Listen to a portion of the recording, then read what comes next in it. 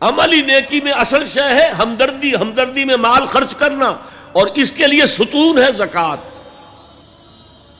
کم سے کم یہ 2.5% تو نکالو، بوتل کا کارک تو کھل جائے، پھر اور بھی دو، اور بھی دو، اور بھی دو۔ یہ تو obligatory ہے، یہ تو فرض ہے، یہ تو لازم ہے۔ لیکن مقصد کیا ہے؟ اس کو جو سمجھ لیا بس یہی زکوٰۃ ہی ہمارے ذمے میں ہے، وہ بڑے مغالطے میں۔ حضور نے فرمایا صلی اللہ علیہ وسلم، ان فی المال حقا سوى الزکوٰۃ، اے مسلمانوں یہ نہ سمجھنا کہ بس زکوٰۃ ادا کر دی تو تمہارے مال کا سارا حق ادا ہو گیا۔ ان فی المال حقا سوى الزکوٰۃ، تمہارے اموال میں حق ہے اللہ کا زکوٰۃ کے علاوہ بھی۔ اور پھر آپ نے یہ آیت پڑھی، وَآتَى الْمَالَ عَلَىٰ حُبِّهِ ذَوِي الْقُرْبَىٰ وَالْيَتَامَىٰ وَالْمَسَاكِينَ وَابْنَ السَّبِيلِ وَالسَّائِلِينَ وَفِي الرِّقَابِ وَأَقَامَ الصَّلَاةَ وَآتَى الزَّكَاةَ۔ یہاں آتا زکوٰۃ تو ہے ہی ہے، اس سے پہلے جو آ رہا ہے یہ سرپلس ہے، اس سے آگے کی بات ہے، یہ ایڈیشنل ہے۔ اسی لیے جب انفقوا انفقوا انفقوا انفقوا انفقوا کی جو تکرار ہوتی ہے قرآن مجید میں، تو ایک جگہ پھر سوال کیا صحابہ نے، کتنا خرچ کریں حضور؟ فرمایا قل العفو، کہہ دو جو بھی ضرورت سے زائد دے ڈالو، don't accumulate, don't retain any thing.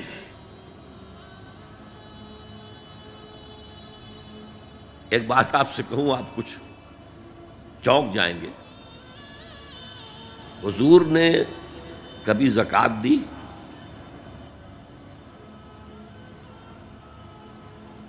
کبھی نصاب کے بقدر پیسہ آپ کے پاس جمع ہوا کہ آپ پر زکوٰۃ واجب ہوتی؟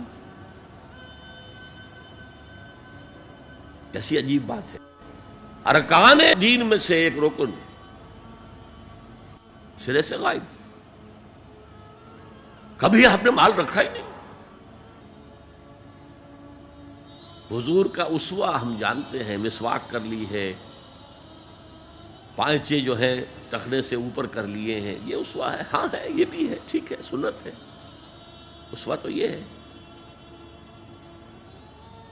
اور صرف آپ کا نہیں، جنہیں ہم کہتے ہیں فقراء صحابہ، ابو ہریرہ، ابو ذر،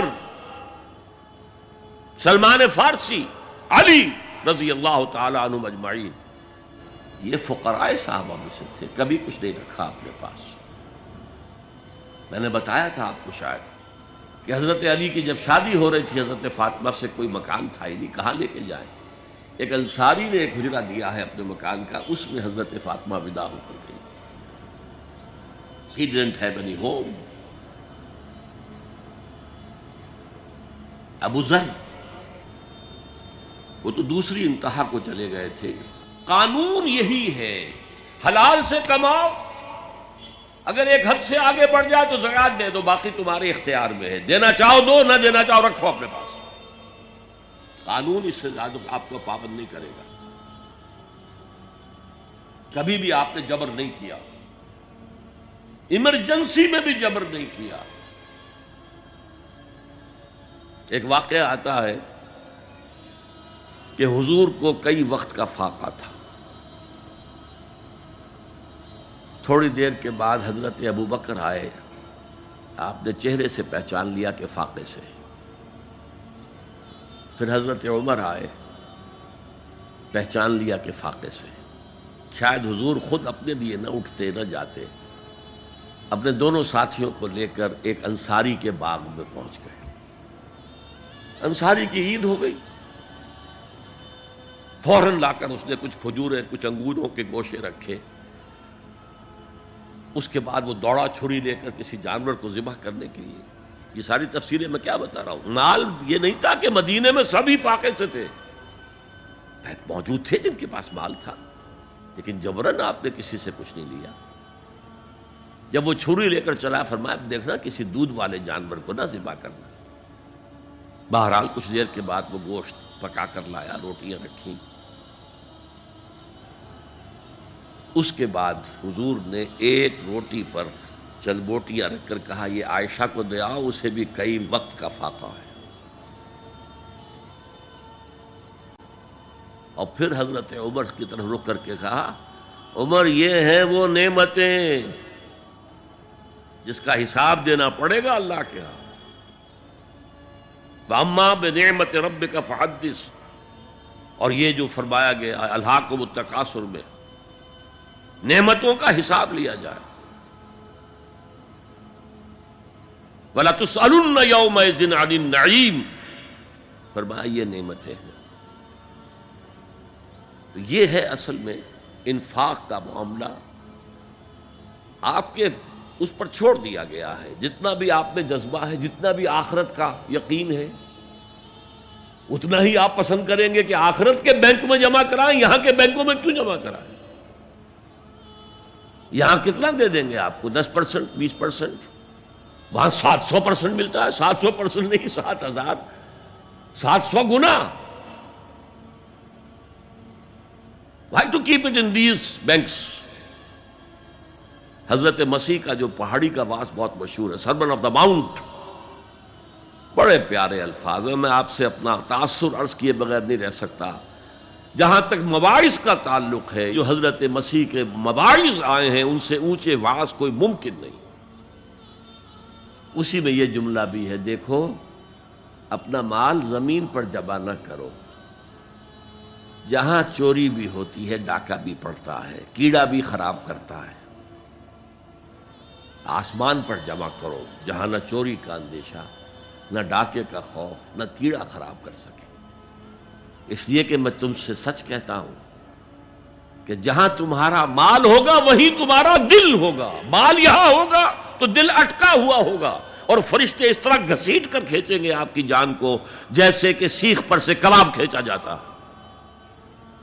اور اگر دل وہاں لگا ہوا ہے جس کے لاکھوں کروڑوں ڈالر سوئس بینکس میں جمع ہے، اسے کہا جائے نکل جاؤ پاکستان سے، اسے کوئی تکلیف ہوگی؟ نکل جاؤ فلاں ملک سے، ملک بدل کرتے تمہیں کیا تکلیف؟ میرے بینک کے اندر پیسے ہیں.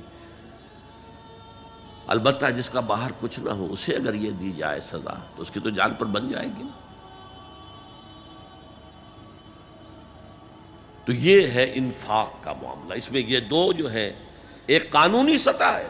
قانونی سطح یہ کہ حلال ذریعہ حرام نہ ہو، سود نہ ہو، جوا نہ ہو، فحاشی کو ذریعہ نہ بنایا جائے، منشیات کو ذریعہ نہ بنایا جائے کمائی کا. اور جو بھی آپ کے پاس ہے، آپ نصاب کی سطح کے اوپر آ گئے تو 2.5% زکوٰۃ دے دو. قانون اس سے آگے آپ سے مطالبہ نہیں کرے گا. اگرچہ فقہا نے یہ فتویٰ دیا ہے کہ اگر کسی وقت جو فقراء ہیں ان کی ضرورتیں زکوٰۃ سے پوری نہ ہو سکیں تو اس وقت کا امام، اس وقت کا خلیفہ، وہ زبردستی بھی عمراء کے مال میں سے مزید لے سکتا ہے زکوٰۃ کے علاوہ. لیکن کمال یہ ہے محمد رسول اللہ صلی اللہ علیہ وسلم کا کہ نہایت جان گسل تحریک جو تھی، انقلابی تحریک، اس میں بھی کبھی آپ نے جبر سے کام نہیں لیا. یہ آپ کے چوائس پر ہے. البتہ ایک معیار مقرر کر دیا، جیسے حضرت ابو بکر غزوہ تبوک کے موقع پر سب کچھ لے آئے تھے گھر میں جھاڑو پھینک کر. عام حالات میں یہ نہیں. ایک شخص آئے، صحابی انصاری، میں اپنا سب کچھ اللہ کی راہ میں دینا چاہتا ہوں. فرمایا نہیں، تم چاہتے ہو کہ اپنے ورثاء کو غریب اور فقیر بنا کر جاؤ؟ اس نے کہا اچھا میں آدھا نہیں، آدھا بھی بہت ہے. فرمایا تہائی دیتا ہوں. فرمایا ہاں تہائی کافی ہے. وَالثُلُثُ کثیر، اور ثلث بھی بہت ہے. اور یہی قانون ہے وراثت کا. آپ ثلث سے زیادہ، 1/3 سے زیادہ کی وصیت نہیں کر سکتے. 2/3 مال جو ہے کم سے کم وہ صرف قانون وراثت کے مطابق تقسیم ہو، اور کسی وارث کے لیے وصیت نہیں کر سکتے. ایک بیٹے کو اس کا حصہ بھی مل جائے اور پھر مزید جو ہے وصیت نہیں. وارث کے لیے لا وصیت لوارث. تو یہ ہے زکوٰۃ، در حقیقت اس جذبہ انفاق کو سپورٹ دینے والی شے. کم سے کم یہ تو دو. بوتل کا کارک کھل جائے گا تو مزید بھی نکل آئے گا اس میں سے. وآت المال على حبه ذوي القربى واليتامى والمساكين وابن السبيل والسائلين وفي الرقاب وأقام الصلاة وآتى الزكاة.